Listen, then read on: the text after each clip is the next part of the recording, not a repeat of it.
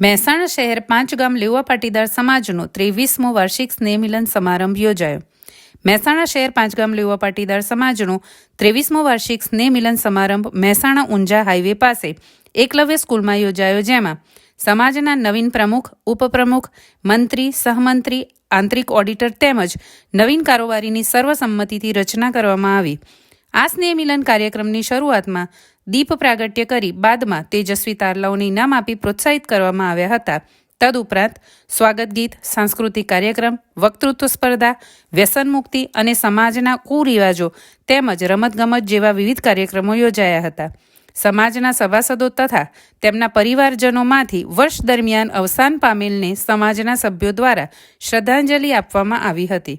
આ સ્નેહ મિલનમાં સમારંભના અધ્યક્ષ તરીકે રમણભાઈ બબલભાઈ પટેલ, અતિથિ વિશેષ તરીકે ગાંધીનગર નાયબ કલેક્ટર વિધિબેન સંકેતભાઈ પટેલ, મદદનીશ સમાજ કલ્યાણ અધિકારી ગાંધીનગર પ્રિયેન ધવલકુમાર પટેલ, ઉત્તર ગુજરાત પાંચગામ લેવા પાટીદાર મહામંડળના મહામંત્રી જયંતિભાઈ પટેલ, ઇનામના દાતા જસ્મીન જેઠાભાઈ પટેલ, મણુંદ ગ્રામ પંચાયતના સરપંચ જીતુભાઈ હરજીભાઈ પટેલ, વ્યસન મુક્તિના પ્રણેતા નરેશભાઈ બબલદાસ પટેલ તેમજ સમાજના હોદ્દેદારો, કારોબારી સભ્યો તથા સર્વે સભ્યો ઉપસ્થિત રહ્યા હતા. વ્યસન મુક્તિ અભિયાન ચલાવતા બાલીસણાના વતની નરેશભાઈ પટેલે આ સમારંભમાં નવયુવાનો અને વડીલોને વ્યસન મુક્તિ માટે પ્રેર્યા હતા અને તેમને સ્વલેખિત વ્યસન મુક્તિ વિશેનું ગીત રજૂ કર્યું હતું. આ કાર્યક્રમમાં સમાજના કારોબારી સભ્યો, સ્પોર્ટ્સ કમિટીના સભ્યો, કાર્યક્રમના કન્વીનર, સહકન્વીનર સર્વેની અથાગ મહેનતથી સમારંભને સફળ બનાવવામાં આવ્યો હતો.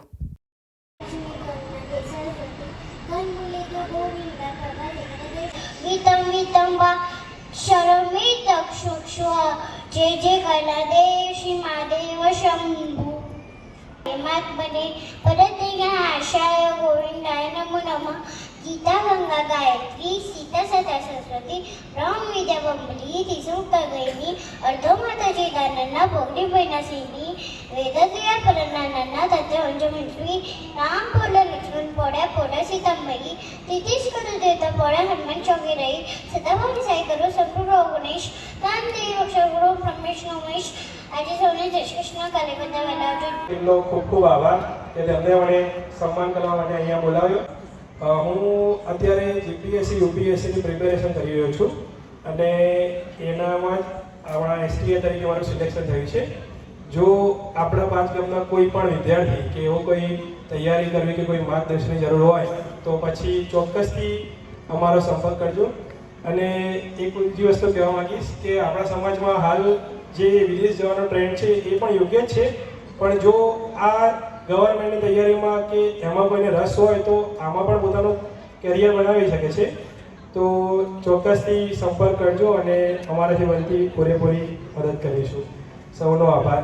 સૌપ્રથમ હું અહીંયા ઉપસ્થિત આયોજકોનો ધન્યવાદ આપીશ કે એમણે આપણને સૌને અહીંયા ભેગા કરેલા છે અને આવું સરસ કાર્યક્રમ કર્યો છે.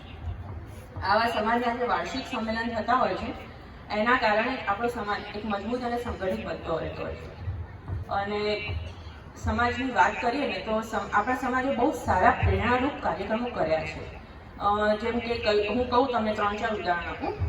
સર્વાઇકલ રસીકરણ આપણા પાંચી ગામમાં થઈ ગયેલી છે કે જેમાં દરેકે દરેક દીકરી કવર થઈ ગઈ છે, જેને ગર્ભાશયના મુખના કેન્સર માટે ગઈ છે, રાઈટ. તો હમણાં જ એક આપણા સમાજના ઉદાહરણ લઈને બીજા સમાજે બી આ કાર્યક્રમ કર્યો છે અને એ લગભગ નહીં હોય તો આ અઠવાડિયામાં છે કે એમના સમાજના છોકરીઓને આ રસીકરણ આપ્યું છે. પછી એક છે વિન્ટર કેમ્પ આપણો. જે આ વિન્ટર કેમ્પમાં મેં મારી દીકરીને પાર્ટિસિપેટ કરાવેલું. તો જ્યારે એનો એજન્ડા મારી પાસે આવ્યો ને ત્યારે મેં અમારા ગ્રુપમાં વાત કરી, અમારા અધિકારીના જે ગ્રુપમાં હોય એમાં કે સી અમારા સમાજવાળા આવા કાર્યક્રમ કરે છે, છોકરાઓને એમને ગામડાની સંસ્કૃતિ બતાવે છે, ગામડાનું કલ્ચર કેવું છે એ બધું બતાવે છે. તો એમણે મને એવું કહ્યું કે બહુ સારો કાર્યક્રમ છે તમારો. 2-3 જણાએ મારા જોડેથી એ એજન્ડા લીધો છે અને એ લોકો એવું કહે છે કે અમે બી અમારા સમાજમાં આ વસ્તુ કરવા માંગીએ છીએ. હવે મતલબ એ કહેવા હું એ માંગુ છું કે આપણે ઘણા એવા જેમ કે વ્યસન મુક્તિ કાર્યક્રમ છે, હમણાં બહુ જ સારું ગીત એમણે લખેલું છે. તો હું એ કહેવા માંગુ છું કે આપણે સમાજ બહુ પ્રેરણારૂપ કાર્ય કરી રહ્યા છે. આઈડિયાઝ બી બધાને બહુ સારા આવી રહ્યા છે. પણ જેમ અમિતભાઈએ હમણાં કીધું એમ કે વિદેશ જવાનો આપણો ક્રેઝ બહુ છે એમ. તો હું એમાં બી સહમત છું કે વિદેશમાં જો તમને ત્યાં સંતોષ મળતો હોય તો તમે જાઓ, કોઈ ઇશ્યુ નથી. છેલ્લે તો તમારી જે છે એ આત્મસંતોષ છે કે જીવન સારી રીતે મારે જીવવું છે. પણ હાલ તો જે મારે સંદેશ આપવાનો છે કોલેજમાં ભણતા વિદ્યાર્થીઓ માટે જ છે કે એ જો કે હાજર નથી તો કદાચ તમે લોકો જ્યારે બી અમને મળો ત્યારે ઉદાહરણ આપી શકો છો કે અહીંયા સરકારી અધિકારી કે બનો કે કર્મચારી બનો ત્યાં તમને સંતોષ બહુ મળશે. મારે કહેવું છે કે આજના યુવાનો આપણા વડીલોની જે પરિસ્થિતિ છે, એમને શું કામ કર્યા છે એની માહિતી આપણા માતા પિતા પાસેથી લે. આજનો યુવાન ખાલી ભણવા પાછળ આગળ વધે છે, પણ ક્યાંક ના ક્યાંક સંસ્કારમાં પાછળ પડે છે. એમાં કદાચ આપણે પણ જવાબદાર હોઈ શકીએ. આજનો યુવાન જ્યારે પોતાની કારકિર્દી ઘડવા માટે એના મમ્મી પપ્પા સારી કોલેજમાં ભણવા મૂકે છે ત્યારે એમનું ખૂબ મોટું સપનું હોય અને સપનું સાકાર થાય એના માટે યથાશક્તિ જે પણ કરવું પડે એ કરી જાણે છે. પણ ક્યાંક ના ક્યાંક આ યુવાન એના મિત્ર વર્તુળના કારણે ક્યાંક વ્યસનમાં ફસાય છે અને એને એની વાત યાદ આવતી નથી કે મારા પપ્પાએ મારા માટે શું કર્યું છે, મારા દાદાએ મારા માટે શું કર્યું છે. ત્યારે ખાલી મિત્રો યાદ આવે છે અને ક્ષણિક આનંદ માટે બિલકુલ મારે ખાસ કહેવું છે કે એનાથી કોઈ વધારે આનંદ આવતો જ નથી. ક્ષણિક આનંદ માટે એ વ્યસનમાં ફસાય છે અને પછી આજીવન વ્યસની થઈ જાય છે.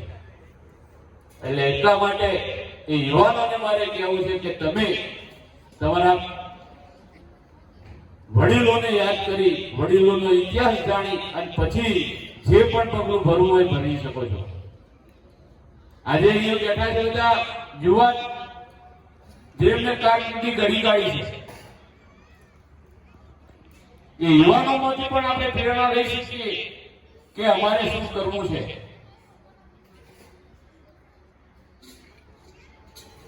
ઘણી વાર મારે પિતા વિશે પણ કહેવું છે. ઘણા વડીલો ક્યાંક ના ક્યાંક એ પણ ફસાયેલા છે. બીડી, તમાકુ, ગુટકા, મસાલા. એમને પણ મારે કહેવું છે કે હાલ જ એક નાની ઢીંગલી ખૂબ સરસ શ્લોકોનો ગાન કરી અને ગઈ. તમારા પરિવારમાં પણ આવી નાની ઢીંગલી હશે. એ ઢીંગલી રમતી હોય ત્યારે એના સામે જોઈ અને તમે પણ વિચારી શકો છો કે આ ઢીંગલી મને આનંદ આપી શકે કે આ સિગારેટ મને આનંદ આપી શકે? આ ઢીંગલી મને આનંદ આપી શકે કે આ શરાબ મને આનંદ આપી શકે? આપણે આપણા નાના બાળકોના પાસેથી પણ કંઈક શીખી શકીએ. મને ખ્યાલ છે ત્યારે પપ્પાને એની દીકરી ખૂબ વાલી હોય કે નહીં? મારી વાત સાચી હોય તો હાથ કરી ઊંચા. પપ્પાને વાલી હોય કે હોય દીકરી વાલી? અને જો વાલી હોય તો આજે તમે પણ એમાંથી મુક્ત થશો. મેં એક માગ્યું મોત નામનું પુસ્તક પણ લખ્યું છે. એટલા માટે એનું નામ માગ્યું મોત આપ્યું છે કે આજનો યુવાન 10 રૂપિયાનો મસાલો લેવા નહીં, 10 રૂપિયાની સિગારેટ લેવા નહીં, પણ મોત લેવા જાય. એટલે એનું નામ આપ્યું છે માગ્યું મોત. એ પછી મેં 2013માં એક ગીત સમાજને અર્પણ કર્યું હતું, ધીમું ઝેર. તમાકુ એ ધીમું ઝેર છે. 10 વર્ષે, 15 વર્ષે, 20 વર્ષે, 25 વર્ષે એ અસર કરે છે. જેમ ખેતરમાં આપણે આજે ઘઉં વાવીએ તો તો 4 મહિને જ્યારે પાક થાય છે એમાં તમાકુ નામનું ઝેર શરીરમાં નાખીએ છીએ ને તો કોકનું 10 વર્ષે એનું ફળ મળે છે, કોકનું 15 વર્ષે મળે છે, કોકનું 20 વર્ષે મળે છે, પણ એ જે નાખ્યું છે એ ઉગવાનું છે એ નક્કી છે. એટલે આ તમાકુ નામનો કચરો આપણા શરીરમાં ન નાખીએ. એ પછી મેં એક બીજું પણ ગીત 2020માં સમાજને અર્પણ કર્યું છે અને હમણાં 2025માં એક નવું ગીત વ્યસન મુક્તિની વાત લઈ આવી ગયા છે નરેશભાઈ. 2025માં રજૂ કર્યું છે. મારી આ વ્યસન મુક્તિની વાત તમારા સુધી મેં પહોંચાડી છે. તમે પણ આ વાત વધુ ને વધુ લોકો સુધી પહોંચાડશો. કારણ એનું એ છે કે નરેશભાઈ 17 વર્ષથી લઈને નીકળ્યા છે અને આ વર્ષોનો વિષય છે. એટલે એક માણસથી આ વાત પતે નહીં. આપણે બધા સામૂહિક રજૂઆત કરીશું, સામૂહિક કોઈકના કોઈક જગ્યાએ વાત કરીશું તો કદાચ આજના ફંક્શનમાં મને લાગે છે કે કોઈના કોઈ લોકો વ્યસન છોડશે અને પોતાનું જીવન સુધર બનાવશે. જય હિન્દ, જય ભારત. ITV ન્યૂઝ ચેનલને લાઇક કરો, શેર કરો અને સબસ્ક્રાઇબ કરવાનું ભૂલતા નહીં.